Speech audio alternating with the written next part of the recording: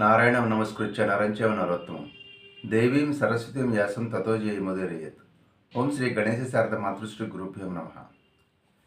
మిత్రులారా, ఈ విధంగా ఉపకీచకులు ద్రౌపదీదేవిని బంధించి ఆమెను కీచకునితో పాటు సజీవ దహనం చేసే ప్రయత్నం చేసిన సందర్భంలో ఏం జరిగింది, ద్రౌపదీదేవిని ఎవరు రక్షించారన్న విషయాలన్నీ కూడా ఈరోజు తెలుసుకుందాం. ఈ విధంగా ఉపకేచకులు ఆ యొక్క విరాటరాజు యొక్క అనుమతితోటి ద్రౌపదీదేవిని కీచకుని శరీరంతో పాటు బంధించి శ్మశానానికి తీసుకెళ్తూ ఉన్నారు. అప్పుడు ఆవిడ జయ, జయంత, విజయ, జయత్సేన, జయద్వలులారా రక్షించండి అంది. ఇవన్నీ కూడా పాండవుల యొక్క కోడ్ వర్డ్స్. వీళ్ళు అజ్ఞాతవాసానికి వచ్చే ముందు పెట్టుకున్నటువంటి పేర్లు అనమాట.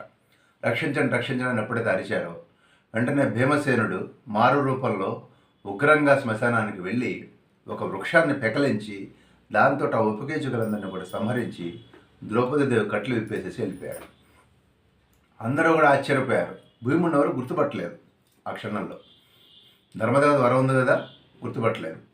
వాళ్ళందరూ కూడా రాజు దగ్గరికి పరిగెత్తుకుంటూ వెళ్ళి ఈ యొక్క గంధర్వులు ఆ ఉపకీచకులందరినీ 105 మందిని కూడా చంపేశారు, ఆమె మళ్ళీ మీ రాజగృహానికి వస్తుంది, జాగ్రత్త అని చెప్పారు కొంతమంది. అప్పుడు అందరూ కూడా భయంతో కళ్ళు మూసుకున్నారు లేదా పారిపోయారు ద్రౌపదీదేవి రిటర్న్ వస్తున్నప్పుడు సందర్భంలో. అప్పుడు అక్కడున్న భీమసేనుడు మదించిన ఏనుగులాగా ఆ వంటగది దగ్గర నిలబడి ఉన్న సందర్భంలో ఆవిడ చాలా ఆనందంగా నవ్వుతూ సంజ్ఞలు చేస్తుందన్నమాట. ఏంటి, భీమసేనుడితోటి నన్ను విడిపించిన గంధర్వరాజా నీకు నమస్కారం అంది చిన్నగా నవ్వుకుంటూ. అంటే ఆమె లోపల చాలా ఉప్పొంగిపోతుంది. నన్ను రక్షించాడు, ఆమె యొక్క కక్ష తీరింది, కీచకుడు చచ్చాడు, కీచకుడు యొక్క కుమారులందరూ కూడా ఉపకీచకులందరూ కూడా అదేవిధంగా ఉపకీచకులు 105 మందిని కూడా భీముడు చంపడంతో ఆమె చాలా ఆనందపడిపోయిందనమాట. ఆమె ఆనందపడిపోయి ఆమె నాట్యాగారం వైపు వెళ్ళిందనమాట. నాట్యాగారం వైపు వెళ్ళి అక్కడ స్త్రీల మధ్యలో ఉన్నటువంటి అర్జునుడిని, బృహన్నల రూపంలో ఉన్నటువంటి అర్జునుడిని చూసింది. అప్పుడు అక్కడ ఉన్నటువంటి కన్యలందరూ, అంతఃపుర కన్యలందరూ కూడా ద్రౌపదీదేవి క్షేమంగా వచ్చినందుకు వాళ్ళ యొక్క సంతోషాన్ని ఎక్స్ప్రెస్ చేశారు.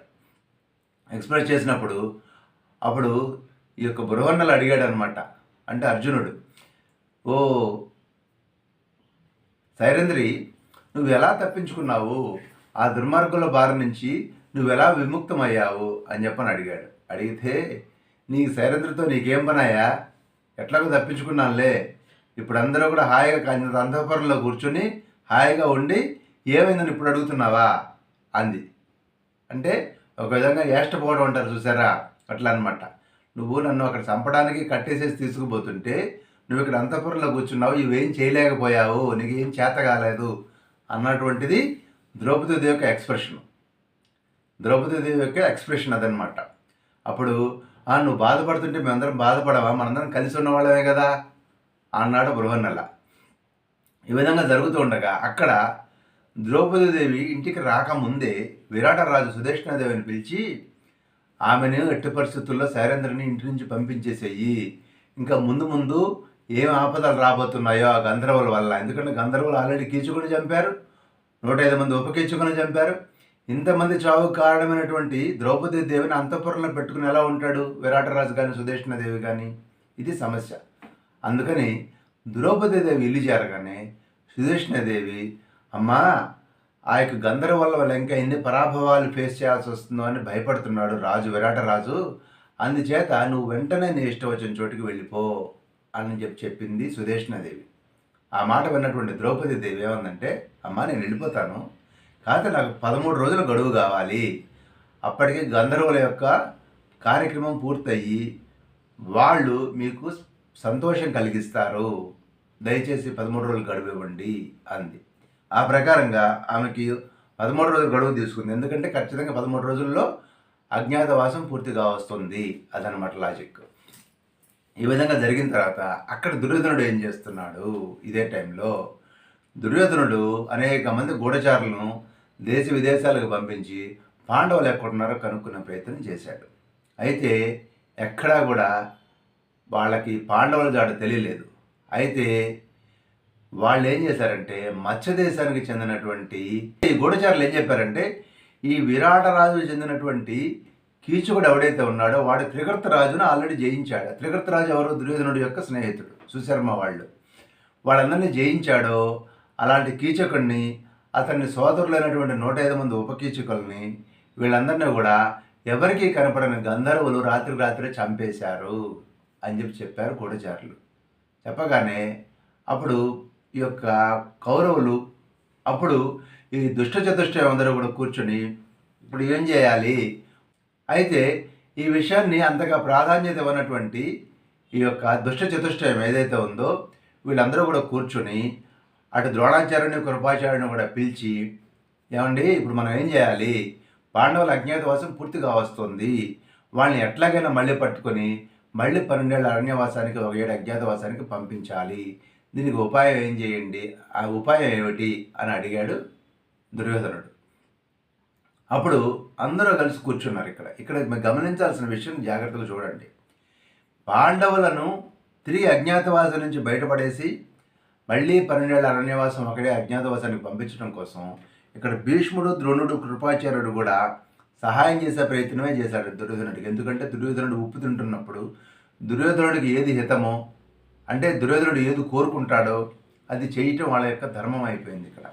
అందువల్ల వీళ్ళు మహాధర్మాత్మలే కావచ్చు, కానీ ఆ క్షణంలో రాజనీతి అనేది ప్రాధాన్యత తీసుకుంది. అంటే దుర్యోధనుడికి ఏది కావాలో అది చేయాలి. ఆ విధంగా అందరూ కలిసి కూర్చుని పాండవులను ఇప్పుడు అజ్ఞాతవాసంలో కనిపెట్టాలి అన్నది చర్చ. ఈ చర్చలో పాల్గొన్న వాళ్ళల్లో భీష్మ, ద్రోణ, కృపాచార్యులు కూడా ఉన్నారు. ఇది మీరు గమనించుకోండి. అప్పుడు అందరూ గురించి ఆలోచించినప్పుడు భీష్ముడు ఏమన్నాడంటే, ఏమి లేదో చిన్న ఉపాయం చెప్తాను. ధర్మాత్ముడైనటువంటి ధర్మరాజు ఎక్కడ ఉంటాడో అక్కడ సుభిక్షంగా ఉండి ప్రజలందరూ కూడా ధర్మాన్ని ఆచరిస్తూ ఉంటారు. దీన్ని బట్టి పాండవులు ఏ రాజ్యంలో ఉన్నారో గుర్తుపట్టచ్చు అన్నాడు భీష్ముడు. చర్చ ఇలా జరుగుతూ ఉండగానే ఈ యొక్క త్రిగర్త రాజు అయినటువంటి సుశర్మ అక్కడికి వచ్చి ఈ టాపిక్ని పట్టించుకోకుండా ఓ మాట అన్నాడు. మనం ఈ మత్స్య దేశానికి చెందినటువంటి కీచకుడు అనేక సార్లు మా మీద దండెత్తి మమ్మల్ని చాలా బాధించాడు. ఆ కీచకుడు మరణించాడు కాబట్టి ఈ యొక్క విరాట రాజు దుర్బలుడై ఉంటాడు. కాబట్టి అక్కడ ధనధాన్యాలు, గోప సంపద చాలా సమృద్ధిగా ఉంది.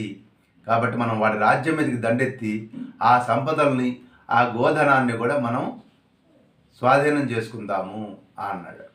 అప్పుడు సుశర్మ మాటల్ని సమర్థించినటువంటి కర్ణుడు ఏమన్నాడంటే దుర్యోధనుడితోటి, మనం విరాట రాజు మీద దండెత్తి వెళ్ళి అతడు వీక్గా ఉన్నాడు కాబట్టి ఆ రాజ్యాన్ని మనం స్వాధీనం చేసుకుందాము.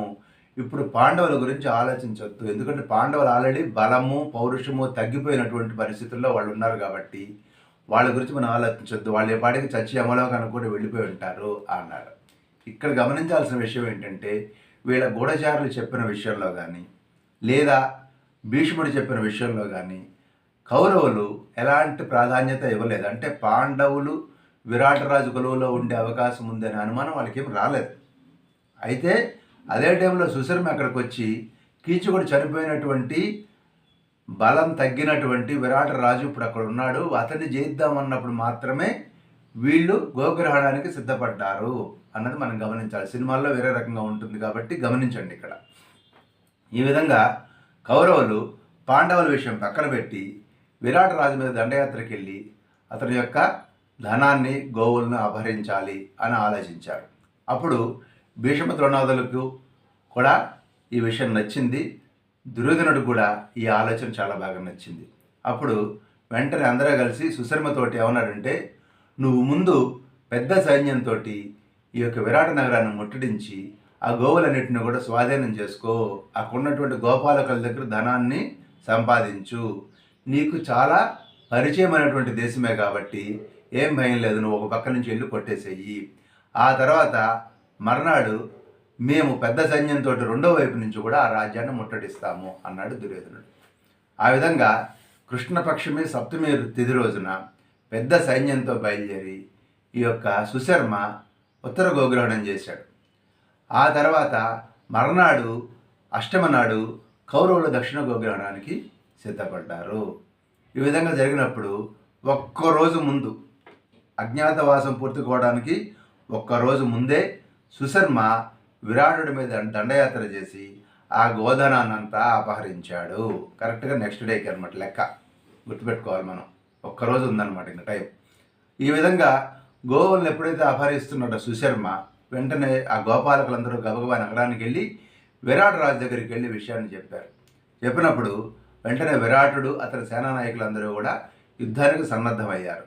అప్పుడు ఈ విరాట రాజు తమ్ముడైనటువంటి శతానీకుడితో ఏమన్నాడంటే, మనం మన సైన్యంతో పాటు ఈ కంకుపట్టు, అదేవిధంగా ఈ యొక్క దామగ్రంథి, తంత్రీపాలుడు, అదేవిధంగా బల్లవుడు అంటే భీముడు అనమాట, వీళ్ళందరూ కూడా యుద్ధాలు బాగా చేయగలిగినటువంటి వాళ్ళు కాబట్టి నాకు నమ్మకం ఉంది. కాబట్టి వీళ్ళందరినీ కూడా చక్కటి ఆయుధాలు, కవచాలు ధరించి యుద్ధానికి రమ్మని చెప్పు అన్నాడు శతానీకుడితో. శతానీకుడు ఎవరంటే విరాటరాజు తమ్ముడు అనమాట.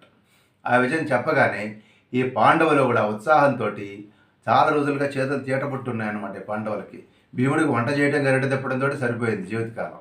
అందుకని యుద్ధం అనగానే వాళ్ళు క్షత్రియులు కాబట్టి తమ యొక్క వీరకృత్యాలు చేసే అవకాశం దొరికిందన్న ఆనందంతో ఈ నలుగురు పాండవులు బృహన్నలను వదిలేసి వీళ్ళు నలుగురు పాండవులు యుద్ధరంగానికి బయలుదేరారు. ఈ విధంగా 8,000 రథాలు, 10,000 గజాలు, 60,000 అశ్వాలతోటి యుద్ధానికి బయలుదేరారు సుశర్మ మీదకి. బయలుదేరిన సందర్భంలో సాయంకాలానికి, ఆ రోజు సాయంత్రానికి ఈ యొక్క విరాటరాజు సైన్యం మొత్తం కూడా త్రిగర్త దేశం సరిహద్దుల దగ్గరికి చేరినాయి. సుశర్మ ఆల్రెడీ తరలించుకుపోయాడు కదా. సో ఆ సరిహద్దుల దగ్గరికి వాళ్ళు వెళ్తూ ఉండగా అక్కడ వాళ్ళని అటకాయించి ఘోరమైనటువంటి యుద్ధాన్ని చేశారు. ఈ యుద్ధం చేసినప్పుడు ఒక విరాటుడు ఒక్కడే ఒంటరిగా 500 రథాలు, 800 అశ్వాలు, 5 మహారథులను పడగొట్టి సుశర్మ మీదకి విరుచుకుపడ్డాడు. అంటే విరాటుడు సామాన్యుడా, అతడు కూడా మహావీరుడు. అది మనం గమనించాలి. ఈ విధంగా యుద్ధం జరిగింది. ఇంతలో రాత్రి అయిపోయింది. రాత్రి అవగానే ఆ రోజు బ్రేక్ ఇచ్చారు. బ్రేక్ ఇచ్చి మర్నాడు పొద్దున్నే మళ్ళీ యుద్ధం ప్రారంభమైన సందర్భంలో సుశర్మ సైన్యం ఏదైతే ఉందో ఒక్కసారిగా తెల్లారేసరికల్లా బలం పుంజుకుని ఈ యొక్క మత్స్యరాజు సైన్యాన్ని, మత్స్యరాజు అంటే మన విరాటరాజు సైన్యాన్ని చిన్నాభిన్నం చేసింది. అప్పుడు సుశర్మ అతని సోదరుడు కూడా ఈ విరాటుడి మీదకి విరుచుకుపడ్డారు. అప్పుడు వెంటనే విరాటుడి యొక్క రథం భగ్నమైపోయిన సందర్భంలో విరాటరాజుని సుశర్మ బంధించి తన రథం మీద తీసుకెళ్తూ ఉన్నాడు. అప్పుడు ధర్మరాజు భీముడితోటి, మనకి ఇన్నాళ్ల పాటు వాళ్ళ దగ్గర మనం సుఖంగా ఉన్నాము విరాటరాజు దగ్గర, ఇప్పుడు అతను రుణం తీర్చుకునే సమయం వచ్చింది కాబట్టి నువ్వు వెంటనే వెళ్ళి విరాటరాజును రక్షించు అని భీమసేనుడికి ఆజ్ఞ ఇచ్చాడు ధర్మరాజు. వెంటనే అప్పుడు రాజా నువ్వేం బాధపడకు, నువ్వు అట్లాగే చూస్తూ ఉండు, నేను ఆ శత్రు సైన్యాలను మొత్తాన్ని సంహరిస్తానని చెప్పని ఒక వృక్షాన్ని పెకలించి దీన్ని గదలాగా వాడి ఆ శత్రు సైన్యాన్ని సంహరిస్తాను, సుశర్మ వాడి సైన్యాన్ని అన్నాడు భీముడు. అప్పుడు ధర్మరాజు అన్నాడు, నువ్వు అట్లా చేసావంటే నేను గుర్తుపడతారా, నువ్వు భీముడు అని తెలిసిపోతుంది అందరికీ, కాబట్టి నువ్వు మామూలు ఆయుధాలతో, సాంప్రదాయ ఆయుధాలతోనే యుద్ధం చెయ్యి, నకుల సహదేవులు నీ రథరక్షకులుగా ఉంటారు అన్నాడు ధర్మరాజు. అప్పుడు భీమసేనుడు శాస్త్రోక్తంగా ధనుస్సును ధరించి సుశర్మ మీదకి యుద్ధానికి వెళ్ళాడు. మనం గమనించాల్సింది ఏంటంటే ఎక్కువ యుద్ధాలు ధనుస్సుతోటి, ఈ యొక్క అస్త్రశస్త్రాలతోటి యుద్ధం చేసేవాళ్ళు. ఆయా సందర్భాలను బట్టి గదలు, కత్తులు ఇలాంటివన్నీ సందర్భాలను బట్టి వాడేవారు. అంతే తప్పితే సాంప్రదాయ యుద్ధంలో ముఖ్యంగా వాడేది ధనుస్సే అని గమనించాలి. భీముడైనా, దుర్యోధనుడైనా, ధర్మరాజు అయినా అందరూ కూడా ధనుస్సునే ధరించి యుద్ధం ఎక్కువ సమయం చేయటం మనం గమనిస్తాం. ఈ విధంగా జరిగిన తర్వాత సుశర్మను భీముడు దూరం నుంచి ఆగు అన్నాడు. సుశర్మ వెనక్కి తిరిగేసరికల్లా టప టప టప టప సైన్యాలు పడిపోతూ ఉన్నాయి. అర్థం కాల, వెనకాల భీముడు వస్తున్నాడు. అద్భుతమైనటువంటి తన యొక్క ధనుర్విద్యా ప్రాభవంతో సైన్యాన్ని కూల్చేసుకుంటూ వచ్చాడు భీముడు అక్కడికి. ఆ విధంగా వచ్చినప్పుడు మళ్ళీ ఘోరమైన యుద్ధం జరిగినప్పుడు ఈ యొక్క భీముడు, అదే నకుల సహదేవులు, వెనకాల వచ్చినటువంటి ధర్మరాజు, వీళ్ళందరి కారణంగా ఎన్నో వేల మంది సుశర్మ సైనికులు అక్కడికక్కడే మరణించడం జరిగింది. ఈలోగా విరాటరాజు తన బంధనం నుంచి తప్పించుకొని ఒక గదను ధరించి తిరిగి యుద్ధానికి దిగాడు. ఈ విధంగా అందరూ కూడా మళ్ళీ అన్ని వైపుల నుంచి దాడి చేయడంతో సుశర్మ పారిపోవడం కోసం సిద్ధపడ్డాడు. భీముడు అప్పుడు వాడిని పట్టుకొని నేల మీద పడేసి వాడు స్పృహ కోల్పోయగానే వాడిని రథం మీద ఎక్కించి ధర్మరాజు దగ్గరికి తీసుకొచ్చినప్పుడు అప్పుడు వాడు తాను విరాటరాజుకు దాసుడైనట్లుగా అంగీకరించాడు. ఆ సందర్భంలో వాడు దాసుడని ఒప్పుకున్నాడు కాబట్టి వాడిని వదిలిపెట్టు అన్నాడు ధర్మరాజు. ఆ విధంగా భీముడు సుశర్మను వదిలేశాడు. ఆ విధంగా ఆ రోజు రాత్రి కూడా అందరూ కూడా యుద్ధ రంగంలో హాయిగా సుఖంగా కాలక్షేపం చేశారు. అంటే మీకు గమనించాల్సిన విషయం ఏంటి, ఆ రోజుతోటి పాండవుల యొక్క అజ్ఞాతవాసం సమాప్తమైంది. ఆ విధంగా ఆ రోజు రాత్రి పాండవుల యొక్క అజ్ఞాతవాసం పూర్తయిపోయింది. ఈ విధంగా దక్షిణ గోగ్రహణం సుఖంగా పాండవుల యొక్క విజయంతో ఈ దక్షిణ గోగ్రహణం విషయంలో సుశర్మ పరాభవం పాలయ్యాడు. అప్పుడు చాలా సంతోషంతో విరాటరాజు, మీరు నలుగురు నన్ను రక్షించారు, ఈ ఈ రత్నరాశులు ఇస్తున్నాను, మీకు అనుభవించండి అని వాళ్ళకి అనేక రకాలైనటువంటి గిఫ్ట్లు ఇవ్వబోయాడు విరాటరాజు. అప్పుడు ఈ పాండవులందరూ కూడాను, మహారాజా చాలా సంతోషము, నీ మాటలతోటే మేము సంతృప్తి చెందాము, మాకేం అక్కర్లేదు అన్నాడు. లేదు లేదు అని ధర్మరాజుతోటి ఈ విరాటుడు అన్నాడు అనమాట.